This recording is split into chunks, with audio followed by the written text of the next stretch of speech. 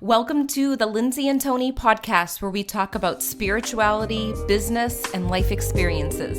In this podcast, we're bringing our private conversations to you. We believe that it's through discussion, action, and reflection that true change occurs. Hi everybody, welcome to episode 147, The 3 Ways Empath Entrepreneurs Become Drained. In this episode, we're going to share different patterns that we've noticed working with empath entrepreneurs over the years that leaked out their energy and actually caused them to start becoming drained more times than not throughout the day. And another thing I want to say before I get off here is I have a program that is releasing on June 18th. It's an online e-course self-study program called Energy Management for Empath Entrepreneurs. And the cart for that will open June 18th. Go to TonyCmitchell.com for more details. Hi guys, welcome back. We're so excited that you're here. Today's episode is all about how the 3 ways that empath entrepreneurs get drained. Yes, that's exactly what we're talking about today. And there's a lot of ways that we empath entrepreneurs, you get drained. And we're going to talk about a few of them today, like the basic ways that we figured out, that we've realized with our clients over the years, the patterns we kept seeing show up over and over, and in our own lives. And I think teaching is the perfect mirror for that too, which we'll get into examples of that. Yeah, it truly is. The number one way that empath entrepreneurs get drained is allowing their boundaries to be crossed. And I'll add their energetic boundaries. Mm-hmm. And whenever you're saying that, it's reminding me of situations that would come up when I was teaching 3rd grade. If I didn't have the rules written on the board, the kids would cross my boundaries. And it could literally be getting up when I'm in the middle of talking and they're going to get a drink of water or sharpen their pencil, and I would get frustrated about it. But if I didn't have anything in place, how would they even know that they were crossing my boundaries?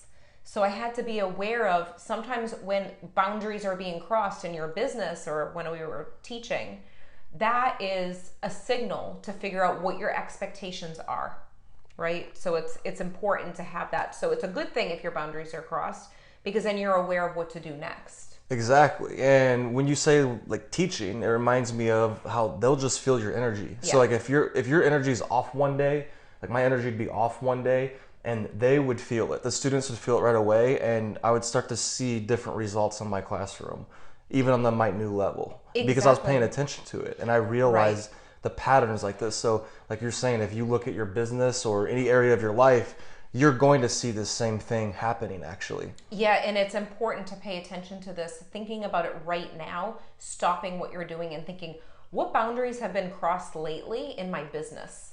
And I know that you've talked about this too with your coaching clients in our mastermind when it comes to responding to people in all different platforms. That could be overwhelming. And when it comes to my mentorship students, it's a little bit different than someone that, got a reading from me. I'm not going to open up my messenger to respond to people's questions about readings. Yeah, and this is not saying you can't, communicate with the people you're working with in the inbox. We're talking more like when your boundaries are crossed, right? Yeah, when you have established things how you run and they start to go all over the place with it. So that kind of thing. Well, because you definitely want to have great communication with your clients. Exactly, sure. Yeah. Definitely. But what you're saying is reminding me of some situations that have come up for me over the years where I was engaging and responding to people nonstop, and they were asking me questions when it came to business, which I think it's great. Like if they're asking me questions, but I have a lot of free classes for business, and then I have paid classes for business too.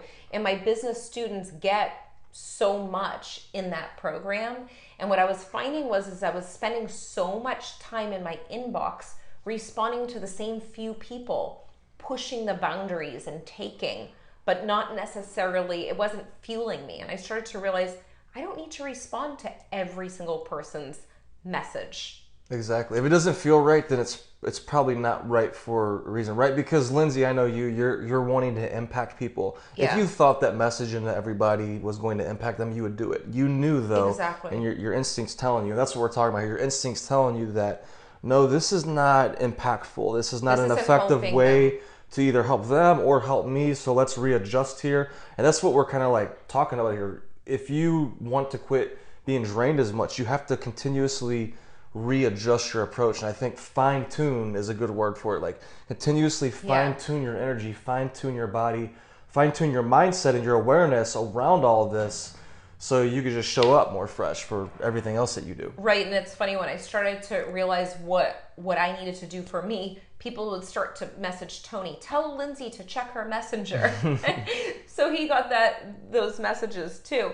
So it's interesting what can happen, but you have to trust your soul, especially when it comes to business. You want to make sure that you're doing that, because the more energy you're giving out in spaces that, isn't impactful and helping, it's actually going against your clients that are paying clients that are wanting that help too. So. And another thing for entrepreneur empaths I noticed too is we all have some unique businesses, right? Like psychic mediums, Reiki healers, coaching, like breath work. It's all different. So what happens is the average person, they're not open to that. So their families, their friends that have known them their whole life, and then other people too that they may not even know, trolls on the internet, will start to, cross the boundaries that way. And it's like saying little passive aggressive comments about your business, or even if they're not, like, you have a fear of it as an empath entrepreneur that, I know that they don't believe in what I'm doing. And there's just that weird energy. And I look at that, that's a solid boundary. And the way that you really have to get in tune and settle that to where all of that settles is getting confident in yourself and confident in your services and your business, because all of that's always going to be there. So I think it's important to bring that up. Exactly. And I know really well too, we've talked about it, like once you feed that energy of sensing that and feed the energy and giving it attention, it just keeps on coming. So it's important to observe it and just understand. Yeah, because let's be real here, like it's not like it's personal. Sometimes it might be, but it's like we're doing weird stuff here. Like we're doing stuff like from this world. It's different. Like, so it's like you got to accept that and own that what you're doing is unique and different, and it's gonna have this, and it's not personal most of the time. And usually it's when you're feeling like insecure about a certain topic in the business that it feels sensitive, because it's bleeding out of you, so it's attracting. Which that's a sign, energy. Right? It's like what you're saying earlier with the, when these come up, it's like it's a good thing because it's telling you, okay, this is where I need to heal, or having a new approach with, or a new way of seeing the world. Right. The number 2 way that empath entrepreneurs start to leak out their energy and become drained is helping too much. Not just helping, it's good to help people, but helping way, way too much. Yeah. And this is definitely something that has come up with me before I started charging people.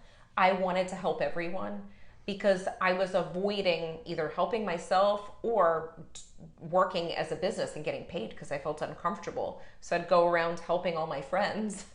Some of them wanted help, some of them didn't. Right, because we have this instinct in us to sense other people's energy, and we could feel where they need to go, or their next level, or a solution to them. And us as empaths, we want to give them that solution because we see it, it's so clear, and we know that they're not seeing it all the way. Here you go. So then it causes us to develop this instinct to where we want to go help people. And I found that it comes from a loving, valuable space. Yeah. But you start to see these negative results start to happen. And I start to notice, like even in my own life, all these, like everything we're talking about, it occurs in our life too. We're aware of it. Like what we say in every episode, we start to limit it even more. What I noticed, helping too much, I started to help the wrong people. In my personal life and in my business at times. I started to help people that they didn't value the help. One, not because they didn't value me, it was mostly because they're not ready. And if you're not ready for the help, you're not ready to receive that help, then you're not going to create change anyway. So it's like we're wasting our time, we're wasting our energy. But that's another pitfall that starts to happen when we start to follow this instinct of helping too much. Yes.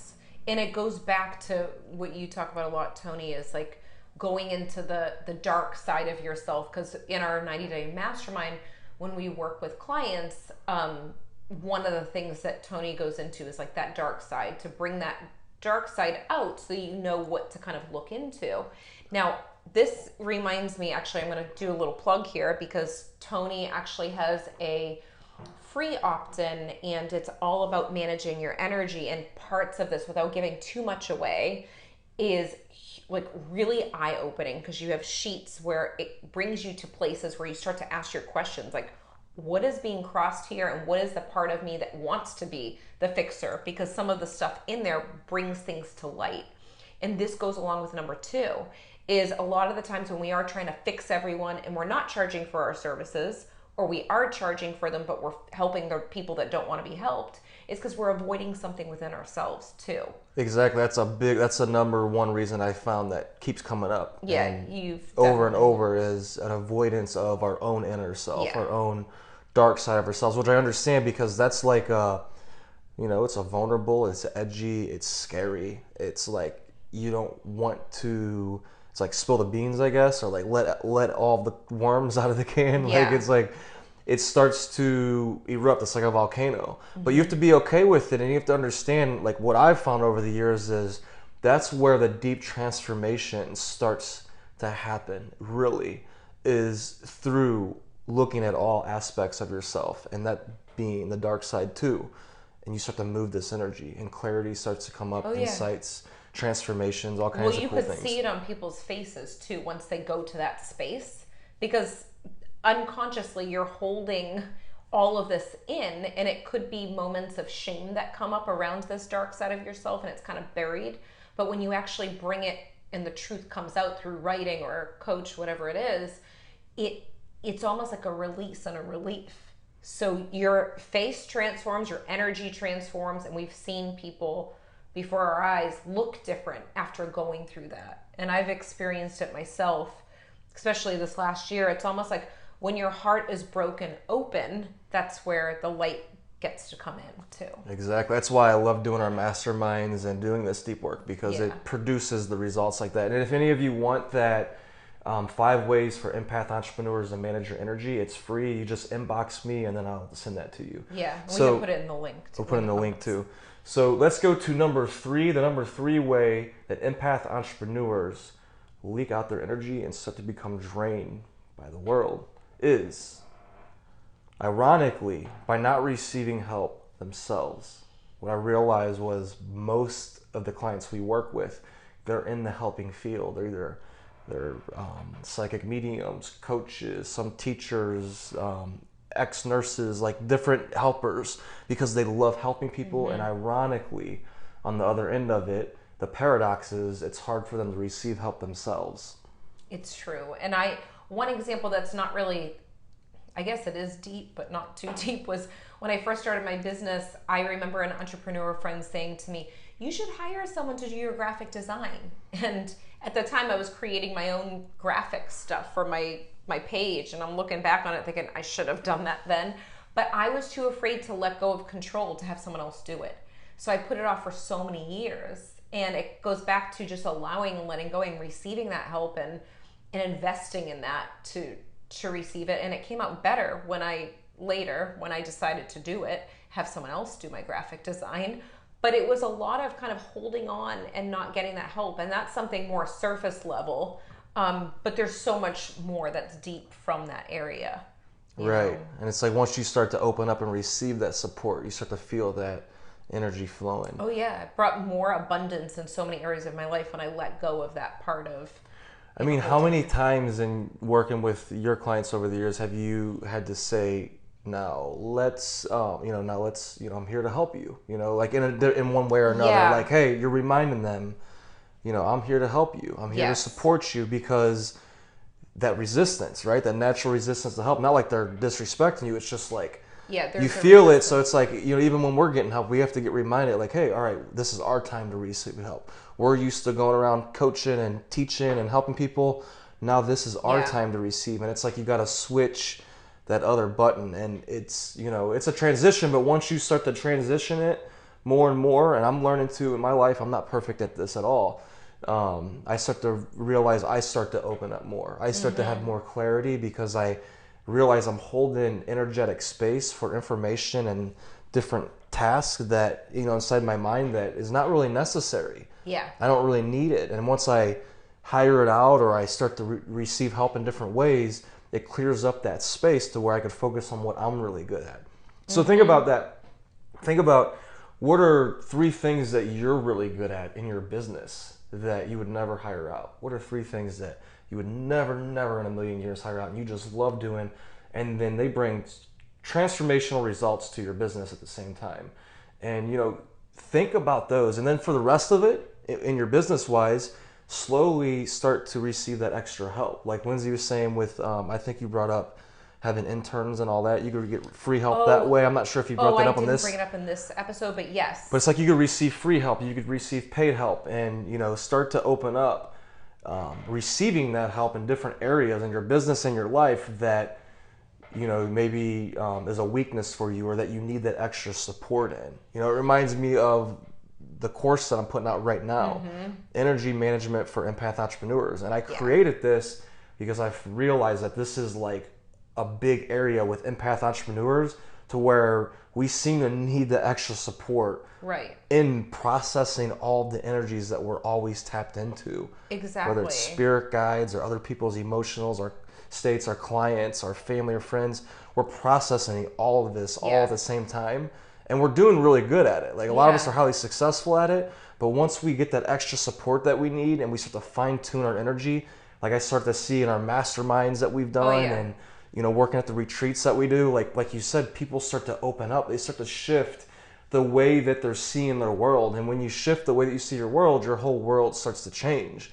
Exactly. And you start to see there's like a different way to approach your business and your life than what you've been doing. Exactly. And that's a good way of putting it, because when you do shift this and you have that support, like I always feel like I have some sort of mentor in my life, that's when growth takes place. It's a safe space to grow. And the program that Tony's talking about, his program that's coming out, which I'm so excited about for everyone, is something that it's not teaching you what you already know about being an empath. It's not like, okay, do whatever you do to manage your energy in that simple way of empaths. This is for entrepreneur empaths. You guys already know what it is to be an empath. It's taking it to a space that's a little bit deeper than what you're used to and holding this space for you, but you're getting your own answers. So you're not necessarily being told, what to do, but it's like guiding you and like, let me figure out my answer so it shows up so I can make room for more things, which is powerful. Exactly. And then the coaching is like an added piece to it. Like when they work with you, deep coaching, that's a whole nother transformation that takes place. But either one, whether you choose just the program or both, it's powerful stuff. Exactly. Like you said, the course is more for like fine tuning who you already are. Because I work with clients that are just starting out in their business and clients that have 20 years experience. And more times than not, my clients are highly successful already in other areas. They understand the mindset. They understand, that they could create anything they want in this world. This course, and then my one-on-one also, is here to give them the support, that space to where we could dive deep into processing all these energies. And like Lindsay said, it's not something where I'm here like I'm teaching you all these different things. It's, you're going to learn a lot, but it's more, you're going to realize that you're going to do a lot of internal reflection that's going to bring a lot of insights into your life. That's what this is more about. It's more, I would say, a transformational course than it is an informational course. Right, it is. And it goes along with, when you just said that, it just reminded me of something to bring up too. The people that we work with the masterminds, it's the same situation where a lot of people that come to us, they are people that are so successful, they're making a lot of money in their business, but that's not the problem. They're not actually enjoying their business and living their life because they haven't slowed down enough to figure out, wait, I don't have to go on speed to make a lot of money, but also enjoy my life. So it's like really about enjoying that and figuring out, whoa, what am I running from and why am I overworking? Exactly. And like you're talking about, it's like we all have our different strengths and we have our weaknesses. So I realize that this is a space for, fine tuning all of those, figuring out like who you are, because we're all bringing something different. We're all really good in a lot of different areas, but we might struggle in a couple of these areas, right? We're not perfect. So we have areas that we struggle in, and once we start to fine tune these different areas, it starts to really carry over, I find. Right. And I know one thing that I will bring up too, because you'll have to correct me on this before we go.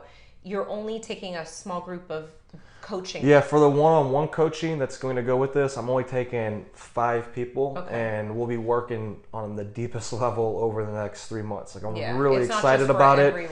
It's not for everybody. This is not for everybody. This is only for people who are ready and are willing to dive deep into themselves, like the positive side, the dark side, and really, it's vulnerable, it's edgy.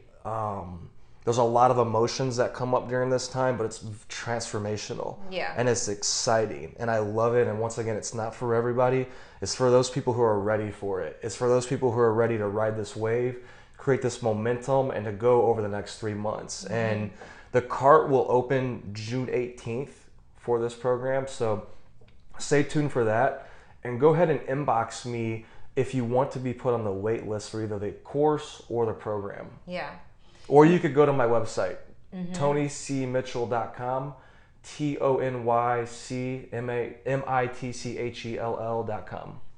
And the last thing that we want to kind of present to you is what insights have come up from this episode that really help you recognize anything, maybe on this list that we've shared, 3 things.